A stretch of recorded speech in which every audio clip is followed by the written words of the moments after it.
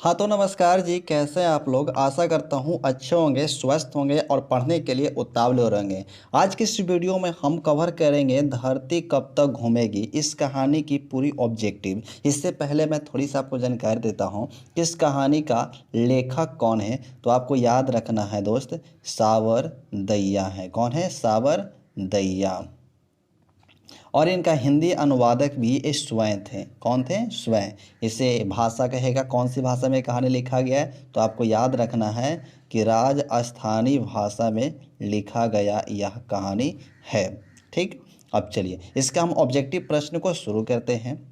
इसकी क्या क्या ऑब्जेक्टिव प्रश्न है, एक एक प्रश्न मैं आपको समझाता हूँ चलूँगा। अगर जिस छात्र ने कहानी अगर नहीं पढ़ी है तो भी इस वीडियो को देख करके कहानी को समझ सकते हैं और सब्जेक्टिव लिखने में कभी भी आपको दिक्कत नहीं आएगी, ये मेरा गारंटी है। तो चलिए देखिए, पहला प्रश्न क्या कहता है, धरती कब तक घूमेगी कहानी का प्रमुख पात्र कौन है? प्रमुख पात्र है ना, यानी यह कहानी किस पर कहा गया है? तो प्रमुख पात्र का मतलब होता है कि यह एक कहानी जो है ना बूढ़ी औरत का, सबसे ज़्यादा जिक्र इसमें बूढ़ी औरत सीता का किया गया है, इसलिए इस कहानी का जो प्रमुख पात्र होगा वो सीता होगी। ऑप्शन नंबर डी इसका राइट होगा। नेक्स्ट प्रश्न बढ़ते हैं, अगले प्रश्न देखिए।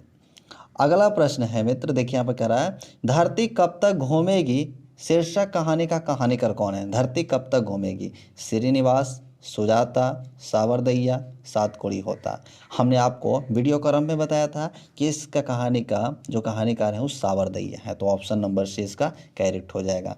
नेक्स्ट प्रश्न देखिए, अगला प्रश्न है धरती कब तक घूमेगी कहाँ की कहानी है? बिहार की, गुजरात की, राजस्थान की, उड़ीसा की।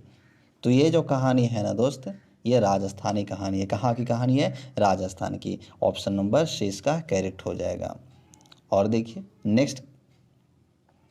नेक्स्ट प्रश्न क्या है, अगले प्रश्न, धरती कब तक घूमेगी कहानी में किसकी प्रधानता दी गई है?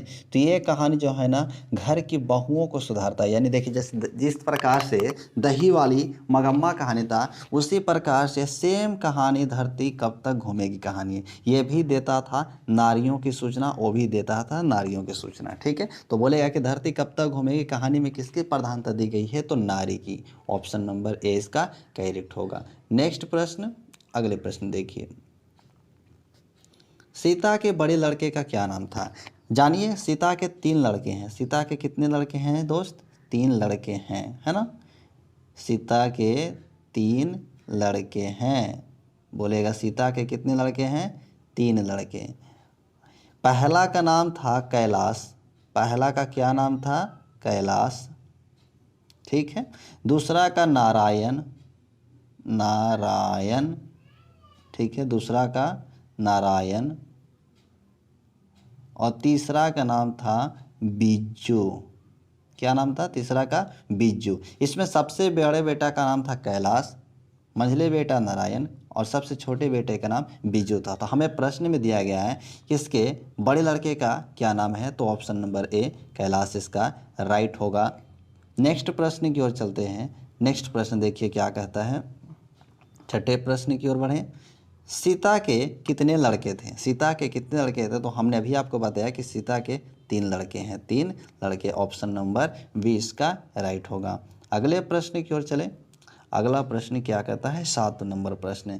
ये तो हर किसी बच्चे को पता होता है, होली किस महीने में आता है? ऑप्शन चैत, बी में बैसाख, सी में फाल्गुन, डी में पौष यानी पूष में होता है। तो हमें पता है कि फरवरी महीना यानी कि फाल्गुन माह में आता है होली। तो ऑप्शन नंबर सी इसका करेक्ट हो जाएगा। चलिए अगले प्रश्न बढ़ते हैं। इसी तरीका के हल्के हल्के प्रश्न पूछता है, आप लोग घबराइए मत। एक बहुत अच्छी तरीक़ा से इस कहानी में जितना भी प्रश्न बना है उस प्रश्न को हमने इस वीडियो में लिख लिया है और आपका एक प्रश्न भी एग्जाम में नहीं छूटेगा। चलिए देखिए प्रश्न क्या कह रहा है, कैलाश की पत्नी का क्या नाम था? अब आप पता है उसके 3 बेटे तो 3 बहू भी हो गए और कई पोता पोतियाँ भी हो सकता है ना। तो देखिए बताते हैं, प्रथम बेटा, सेकंड बेटा, मान लीजिए ये क्या है? कैलाश है और ये क्या है? नारायण है और ये बेचारा बिज्जू है। ठीक है, इसकी पत्नी देखिए, सारे की पत्नियां तो हैं, इसकी शादी भी हो गई थी तब ना पत्नी होगा। राधा एक थी, फिर दूसरे नाम में भांबरी थी। कौन थी? भांबरी। नाम क्या था दोस्तों? भंवरी। तीसरा का नाम था पुष्पा, है ना। अब आपके मन में होगा पुष्पा राज झुकेगा नहीं, है ना भाई, झुकेगा नहीं, सिर्फ आपको याद रखना है पुष्पा राज, ठीक है ना। तो पुष्पा थी, सबसे छोटे बेटे की पत्नी का नाम क्या था, पुष्पा, मझले बेटे की पत्नी का नाम भवरी, और बड़े बेटे की पत्नी का नाम राधा था, ठीक ना। तो आपसे बड़े बेटे कैलाश की पत्नी पूछा है, तो इसका ऑप्शन नंबर ए इसका राइट होगा, राधा। कैसा लग रहा है कहानी, अच्छा लग रहा है तो वीडियो को लाइक कर दें, और चैनल पर पहली बार हैं तो चैनल को सब्सक्राइब करें और अपने मित्र के पास इसे शेयर जरूर करें। नेक्स्ट प्रश्न, चलिए नेक्स्ट प्रश्न की ओर बढ़ते हैं। देखिए अगला प्रश्न क्या है, अगला प्रश्न कह रहा है सीता, है ना, सीता के छोटे लड़के का क्या नाम था, सीता के छोटे लड़के का क्या नाम था। ऑप्शन ए में बिज्जू, बी में कैलाश, सी में नारायण और डी में महेंद्र। तो हमने आपको बताया पहला बड़े बेटे का नाम कैलाश और मझले बेटे का नारायण और सबसे छोटा बेटा बिज्जू था, तो ऑप्शन नंबर ए इसका क्या हो जाएगा, करेक्ट हो जाएगा। ठीक, यही प्रश्न में कहा गया कि सबसे छोटे लड़के, तो सबसे छोटे लड़के कौन था, बिज्जू था, तो ऑप्शन नंबर ए इसका करेक्ट होगा। नेक्स्ट प्रश्न देखिए, अगला प्रश्न है दोस्त यहाँ पर, नारायण की पत्नी का क्या नाम था, नारायण की पत्नी, तो देखिए पहला बेटा की पत्नी राधा, पहला बेटा की पत्नी राधा, दूसरे बेटे की भंवरी, दूसरे बेटे की पत्नी भंवरी और तीसरे बेटे की पत्नी थी पुष्पा। कौन था दोस्तों, पुष्पा। तो यहाँ पूछा गया नारायण की पत्नी, तो नारायण था मंझला बेटा, मंझला बेटा की पत्नी का नाम क्या था, भबरी, तो ऑप्शन नंबर इसका 20 का क्या हो जाएगा, करेक्ट हो जाएगा। चलिए अगले प्रश्न की ओर हम बढ़ते हैं। अगला प्रश्न हमारा क्या है, देखिए 11 नंबर प्रश्न कह रहा है बिज्जू की पत्नी का क्या नाम था। लीजिए ये भी प्रश्न बार बार दोहरा रहा है, बिज्जू की पत्नी का क्या नाम था, तो बिज्जू की पत्नी सबसे छोटा बेटा का नाम था पुष्पा, झुकेगा नहीं, है ना, पुष्पा। देखिए पुष्पा क्या है, ऑप्शन नंबर सी हो गया, इसका राइट आंसर हो जाएगा। अगले प्रश्न 12 नंबर प्रश्न की ओर बढ़े। हाँ सर बढ़िए, 12 नंबर प्रश्न क्या है, सीता के अनुसार क्या सिकुड़ गई थी। जब सीता को अपने घर में क्लास सुनने के लिए मिलता था अपने बहू और बेटे का, एकदम यातनाएं, इतना यातनाएं इसके 2 रोटी के लिए सहना पड़ता था कि वह बेचारी आकाश और धरती की ओर देखते रहती थी। एक दिन उसे लगा ना कि धरती सिकुड़ गई है, क्या हो गई है, सिकुड़ गए थे। बोल रहा प्रश्न में कि सीता के अनुसार क्या सिकुड़ गई थी, तो धरती सिकुड़ गई थी। क्या सिकुड़ गई थी, धरती, तो ऑप्शन नंबर सी इसका करेक्ट हो जाएगा।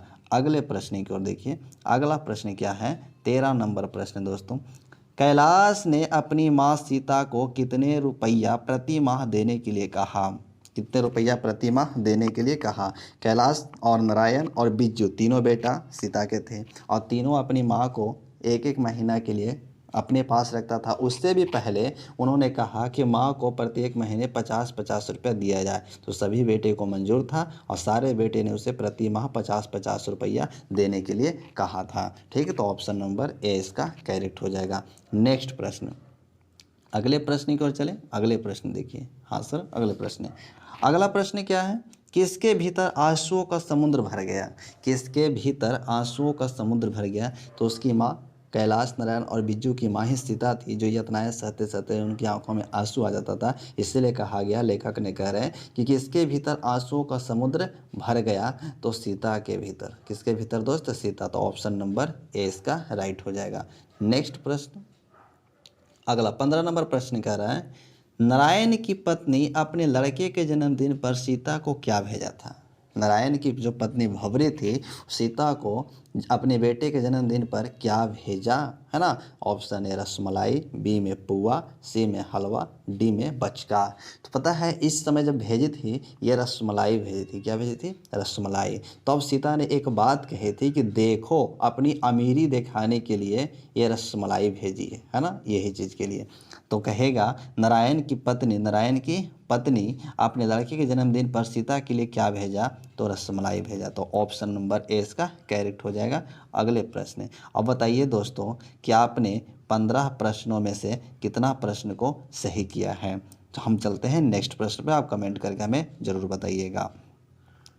अगला 16 नंबर प्रश्न है। 16 नंबर प्रश्न है दोस्तों कि सीता कितने दिन एक लड़के के पास रहती थी। ऑप्शन ए में 1-1 महीना, 2-2 महीना, 3-3 महीना, 4-4 महीना।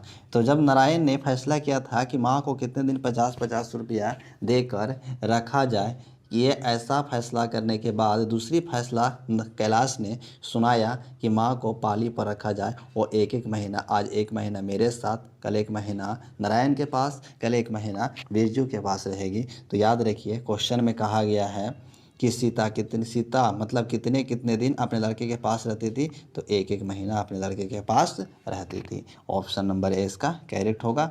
नेक्स्ट प्रश्न देखिए, अगला है 17 नंबर प्रश्न, राधा ने सीता के लिए क्या बनाई थी? राधा ने सीता के लिए क्या बनाई थी? तो बताइए, भवरी ने क्या बनाई थी? भवरी जो थी, भवरी ने क्या बनाई थी? तो इन्होंने बनाई थी, भवरी ने रसमलाई भेजी थी, बनाई नहीं थी, रसमलाई इन्होंने अपने बेटे के जन्मदिन पर भेजी थी। ठीक है। और ये जो यहाँ पर प्रश्न है, सीता के लिए राधा ने क्या बनाई थी? तो दाल का हलवा बनाई थी, दाल का हलवा। तो ऑप्शन नंबर 20 का करेक्ट हो जाएगा। नेक्स्ट प्रश्न देखेंगे 18वें प्रश्न को, सीता अपने को क्या मानती हैं? सीता अपने को क्या मानती हैं? ऑप्शन ए में भिखारिन, बी में बेकार, सी में समझदार, डी में दुखी। तो दोस्तों ये अपने आप को भिखारिन मानती हैं। क्या मानती हैं? भिखारिन। ऑप्शन नंबर ए इसका करेक्ट होगा। नेक्स्ट प्रश्न देखिए, अगला प्रश्न क्या है? 19 नंबर प्रश्न यहाँ पर है, तीन बेटे की माँ, तीन बेटे की माँ कौन है? तो तीन बेटे की माँ कौन है आपको पता है? ऑप्शन ए में सीता, बी में मगम्मा, सी में लक्ष्मी, डी में पपाती। तो यह कहानी सीता के बारे में बताई गई है और सीता ही थी तीन बेटे की माँ वाली। ठीक है, चलिए ऑप्शन ए इसका करेक्ट हो जाएगा। नेक्स्ट प्रश्न, अगला प्रश्न देखिए, 20 नंबर प्रश्न कह रहा है, सावरदैया किस भाषा की सफल कहानीकार हैं? तो ये धरती कब तक घूमेगी के कहानीकार भी सावरदैया ही हैं। और बोल रहा है कि सावरदैया किस भाषा की सफल कहानीकार है? तो ये राजस्थानी भाषा के सफल कहानीकार माने जाते हैं। तो ऑप्शन नंबर डी इसका करेक्ट हो जाएगा।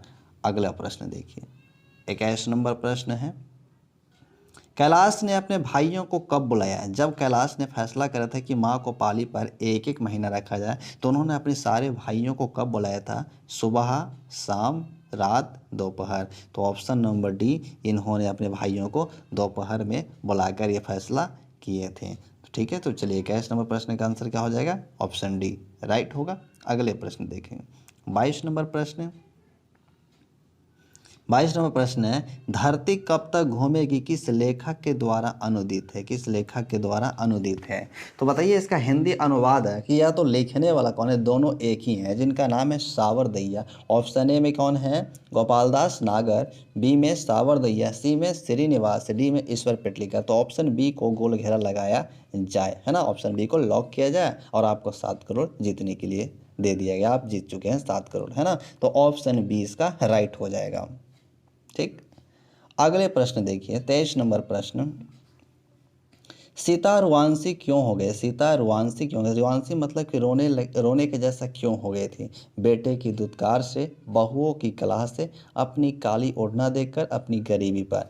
तो ऑप्शन नंबर इसका सी होगा राइट। क्यों? कहे कि अपनी जो काली ओढ़ना जो है ना, मतलब कि ओढ़ते ओढ़ते इसको कोई खींचने वाला नहीं था, इसकी ओढ़ना एक काली इतना हो जाता है कि वो देखकर अपनी ओढ़ना को रोने लगती है। क्या करने लगती है? रोने लगती है। तो इसीलिए प्रश्न में बोला गया है सीता रुआंसी क्यों हो गई है? तो अपनी काली ओढ़ना को देख करके वो रुआंसी हो गए। तो ऑप्शन नंबर सी इसका राइट हो जाएगा। चलिए अगले प्रश्न है 24 नंबर प्रश्न कह रहा है, तीन बेटे दो वक्त की रोटी एक माँ किस कहानी की पंक्ति है? तो तीन बेटी वाली माँ सीता है, तीन बेटे की माँ कौन है? सीता।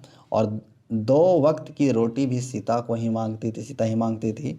और एक माँ किस कहानी की पंक्ति है? ऑप्शन ए में माँ, बी में नगर, सी में ढहते विश्वास, डी में धरती कब तक घूमेगी। तो हम जो ऑब्जेक्टिव पढ़ रहे हैं धरती कब तक घूमेगी, इसी कहानी का ये पंक्ति उठाया गया है कि तीन बेटे दो वक्त की रोटी एक माँ किस कहानी की पंक्ति है? तो धरती कब तक घूमेगी। ऑप्शन नंबर डी इसका राइट होगा। तो चलिए अगले प्रश्न देखते हैं। नेक्स्ट प्रश्न हमारा क्या है? 25 नंबर प्रश्न आया, धरती कब तक घूमेगी शीर्षक कहानी में किसे महसूस, मतलब यहाँ पे होगा किसे महसूस होने लगा कि आकाश अनंत नहीं है। तो जब सीता को अपनी बहुओं की यातनाएं सहते सहते परेशान हो जाते तो वह धरती और आकाश में अंतर को देखती है और कहती है क्या कि आकाश का दूरी ज़्यादा मतलब कि अनंत है। कैसा है दोस्तों? अनंत है। ठीक है।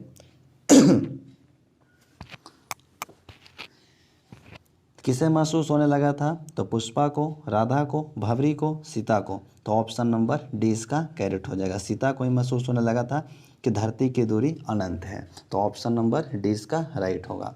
26 नंबर प्रश्न 26 नंबर प्रश्न कह रहा है, किस दिन सीता को लगा कि यहाँ पे गलती लिखा गया, वापसी नहीं है, यहाँ पर लापसी है। कुछ खाने वाली सामान को बोला जाता है लापसी। बिल्कुल फीकी लगने लगी थी। तो एक पर्व आता जिनका नाम था नाहर सिंह वाले दिन। नाहर सिंह वाले दिन, इसी दिन जो सीता को लापसी दिया गया था वह बिल्कुल फीकी लग रही थी, बिना चीनी का। मान के चलो एक तरीके से खीर ही की तरह होता है लापसी, है ना, उसी के तरीके से। तो नाहर सिंह वाले दिन को सीता को लापसी कैसा लगने लगा था? फीकी लगने लगा था। ऑप्शन नंबर ए इसका करेक्ट हो जाएगा। चलिए अगले प्रश्न में देखते हैं। अगला प्रश्न है, धरती कब तक घूमेगी किस भाषा से अनुदित है? तो इस कहानी के कहानीकार कौन है? सावर दैया। सावर दैया, है ना। और ये कहानीकार कहाँ के, कैसे कहानी करते? तो राजस्थानी। ऑप्शन नंबर सी इसका करेक्ट हो जाएगा। चलिए अगले प्रश्न देखते हैं। नेक्स्ट, धरती कब तक घूमेगी कैसी कहानी है? धरती कब तक घूमेगी कैसी कहानी है? तो ऑप्शन ए में धार्मिक, बी में राजनीतिक, सी में आंचलिक और डी में सामाजिक। तो यह कहानी समाज को सूचना देती है, इसलिए कहानी सामाजिक है। कैसी कहानी दोस्तों? सामाजिक कहानी। ऑप्शन नंबर डी इसका करेक्ट हो जाएगा। चलिए नेक्स्ट प्रश्न देखते हैं। अगला प्रश्न 29 नंबर, ये सेकंड लास्ट प्रश्न है। हमने 30 प्रश्न को सिलेक्ट किया था और आपके एग्जाम में कभी 30 प्रश्न से ज़्यादा नहीं आने वाला है। 29 नंबर प्रश्न कह रहा है कि अगले दिन सीता ने क्या किया? अगले दिन सीता ने क्या किया? ऑप्शन ए में घर छोड़ दी, रोने लगी, काम करने लगी, बीजू के पास चली गई। तो जब सीता अपने बेटे और बहुओं की यातनाएं सहते सहते परेशान हो जाती है तो एक दिन वह बेचारी अपने घर को छोड़कर चली जाती है। इसलिए ऑप्शन नंबर ए इसका करेक्ट हो जाएगा, वह घर को छोड़कर चली गई थी। वीडियो कैसा लगा दोस्तों? अगर वीडियो अच्छा लगा तो वीडियो को लाइक करें, चैनल पर पहली बार आए तो चैनल को सब्सक्राइब कर दें और अपने दोस्तों के पास शेयर जरूर करें। चलिए मिलते हैं आपको नेक्स्ट वीडियो में।